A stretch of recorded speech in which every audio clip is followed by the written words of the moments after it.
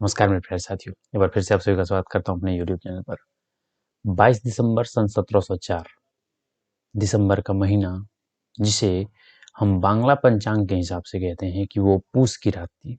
पूस की रात भयंकर ठंड गिर रही होती है और वैसे में हमारे 40 सैनिकों के साथ खालसा पंथ के गुरु गोविंद सिंह और उनके 2 बच्चे अजीत सिंह और जुझार सिंह चमकौर के एक कच्ची गढ़ी उसे नाम दिया गया था उस किले का नाम, क्योंकि वो एक कच्चा किला था जो कि टीलों को काट कर बनाया गया था। तो उस कच्ची गढ़ी के किले में शरण लिए हुए थे। इधर सिरसा नदी के पीछे रुकी 10 लाख की मुगलिया फौज उनका पीछा करते हुए उस किले के बाहर खड़ी हो जाती है। हालांकि भौगोलिक दृष्टिकोण से इस किले का महत्व बहुत ज्यादा था, क्योंकि इसकी ऊंचाई पर्याप्त थी।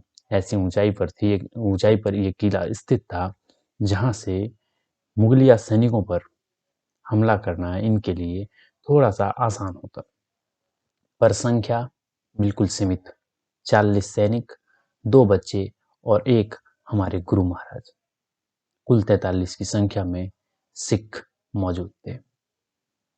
और नीचे थी 10 लाख की हथियार बंद मुगलिया फौज। मुगलिया फौज को उनके गुप्तचरों द्वारा यह सूचना मिल गई थी कि इनकी संख्या बहुत कम है। पर जब इन खालसापंथी सिखों ने दहाड़ा तो उनकी संख्या का अनुमान लगा पाना मुगलों के लिए संभव नहीं था। वजीर खां, जो इस सैनिक का नेतृत्व कर रहा था, वो इस बात का इंतजार कर रहा था कि किसी तरह से ये किले को तोड़कर अंदर जाएं या फिर जो सिख अंदर बैठे वो बाहर आ जाएं तो युद्ध शुरू हो जाए। इधर चूंकि संख्या बहुत सीमित थी, इसलिए युद्ध में थोड़ी विशेष रणनीति चाहिए होती थी।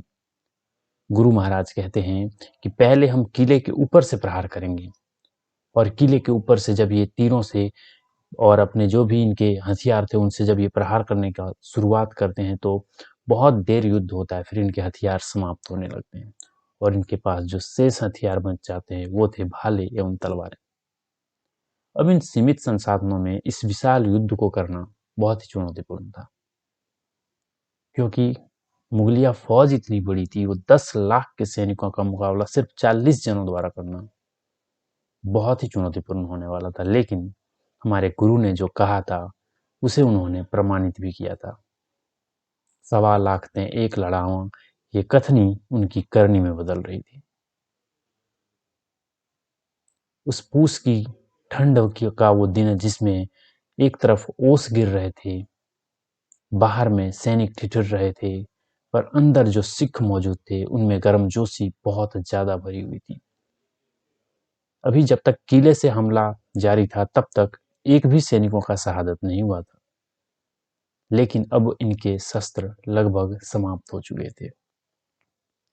एक नई रणनीति के आधार पर इन्होंने सबसे पहले अपने 5 हथियार बंद सैनिकों को किले से नीचे भेजा और युद्ध को एक नई दिशा में मोड़ा। ये 5 सैनिक जैसे कि काल की भांति वहां पे टूटे और इन्होंने सैकड़ों की संख्या में मुगलिया सैनिकों को मार डाला। ऐसे 5 बार में इन्होंने कुल 25 सैनिकों को भेजे। हालांकि एक भी सिख सैनिक युद्ध भूमि से लौटकर किले में वापस नहीं आ पा रहे थे। 25 सैनिक मारे जा चुके थे। ऐसे में अजीत सिंह, जो उनके बड़े बेटे थे, जिनकी उम्र उस युद्ध के समय 17 साल बताई जाती है, वो अपने पिता से अनुमति लेते हैं कि अब इस युद्ध में समय आ गया है कि हम गुरु भाई भी बलिदान दें। अजीत सिंह की बातों को सुनकर गुरु महाराज कहते हैं कि अब मुझे लग रहा है कि परमात्मा ने मुझे 2 शेर जो दिए हैं उन्हें रणभूमि में दहाड़ने की अनुमति मुझे देनी चाहिए। उधर उनके जो सामंत थे, जो उनके अन्य सेनापति थे, वो कहते हैं कि आप इन 2 बच्चों को लेकर इस कच्ची गढ़ी के किले को छोड़ दें। वो कहते हैं कि किन 2 बच्चों की बात कर रहे हो आप लोग? मेरे क्या सिर्फ यही 2 बच्चे हैं? नहीं, आप सभी तो मेरे बच्चे हो। जितने सिख संप्रदाय के लोग हैं वो सभी मेरे बच्चे हैं। खालसा पंथ को मानने वाले मेरे बच्चे हैं। और वो कहते हुए अजीत सिंह को रणभूमि में भेज देते। अजीत सिंह बहुत बहादुरी से लड़े उनको शहादत मिली ये देखकर छोटा भाई जुझार सिंह बोलता है कि अब अनुमति मुझे देने का समय आ गया है। भैया ने इस बात को प्रमाणित किया है कि वो सिंह संप्रदाय से ताल्लुक रखते हैं। फिर गुरु गोविंद सिंह ने अपने बच्चे के सिर पर हाथ रखा और उन्हें फिर से युद्ध भूमि में भेज दिया। पर जुझार सिंह भी शहादत मिलती है उन्हें और वो भी वापस नहीं आ पाते हैं। अब जो संख्या बची थी वो थी 8, एक गुरु महाराज और 7 अन्य सैनिक। ऐसे में गुरु महाराज अपने धनुष को लेते हैं और कहते हैं कि अब हम आमने सामने की लड़ाई लड़ेंगे। पर वहां पे एक उनके सेनापति रहते हैं दया सिंह, जो कहते हैं कि महाराज, यदि आप भी शहीद हो जाएंगे तो खालसा पंथ को नई दिशा कौन दिखलाएगा। मतलब खालसा पंथ के लिए आपको ये युद्ध भूमि छोड़ना होगा और आपको इस किले से बाहर जाना होगा।